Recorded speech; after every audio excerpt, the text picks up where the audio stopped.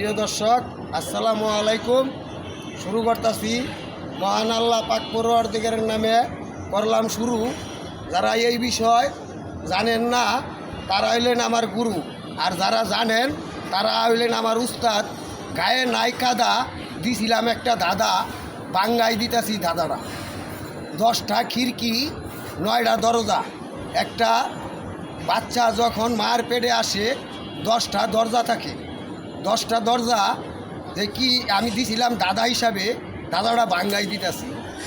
যে দুনিয়ার ভিতরে যখন আল্লাহ পাক একটা মায়ের পেটে একটা শিশু গর্ভবতী হিসাবে দেয়, তখন তার 10টা দরজা দিয়া দুনিয়ার থেকে প্রেরণ করে।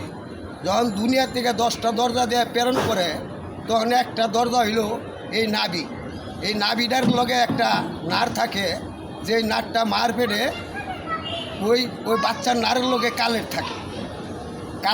এর জন্যই যে বাচ্চাটা মার পেটে পায়খানা করলে মায়ের সমস্যা হইব, এর লেগে ওই নাটটার মধ্যে বাচ্চার থাকে, আর খাউনটা ওর মারফতে আসে।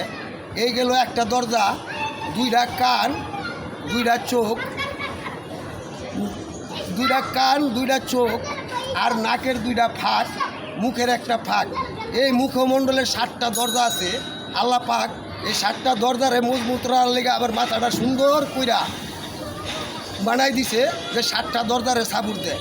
এই হইলো 7টা, এই হইলো একটা, এই নাভি হইলো একটা, এই হইলো 8টা দরজা। আর সামনে পিছনে 2টা দরজা, একটা প্রস্রাবের একটা পায়খানা। এই 10টা দরজা আল্লাহ দুনিয়াতে দিয়ে পাঠাইছে। একটা দরজা বন্ধ হয়ে গেছে, কারণ 9টা দরজা চালু।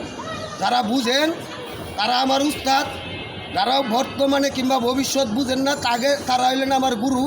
তাগের নামেই বাঙ্গাই দিলাম একবারে কইরা শুরু। এটাই আসিল আমার দাদা, বাঙ্গাই দিয়ে গেলাম।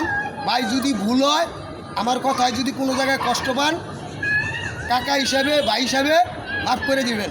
আসসালামু আলাইকুম ওয়া রাহমাতুল্লাহ।